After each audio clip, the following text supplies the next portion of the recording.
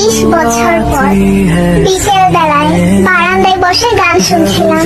হঠাৎ করে প্লেলিস্টে থাকা একটি গান বেজে উঠলো, যেটা এক সময় আমার খুব পছন্দের গান ছিল। রোজকার ব্যস্ততায় ভুলেই গিয়েছিলাম যে এক সময় এই গানটা না শুনে আমার দিনটাই শুরু হতো না। একটু মুচকি হাসি দিয়ে গানটা শুনতে লাগলাম।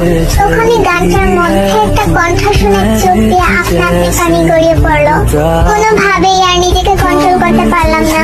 তাকে নিয়ে আগে কতই না স্বপ্ন দেখতাম, কত গল্প বানাতাম, বান্ধবীদের কানের কাছে সারাদিন চেঁচামেচি করতাম। সত্যি কত না পাগলামি করতাম তার জন্য। ভেবেছিলাম হয়তো তাকে ছাড়া বাঁচতেই পারবো না। তার জন্য এত পাগলামো করা মানুষটাই আজ তাকে ছাড়া বেঁচে আছে, সুখে আছে। কিন্তু যত সুখী থাকি না কেন, তাকে আমি কখনোই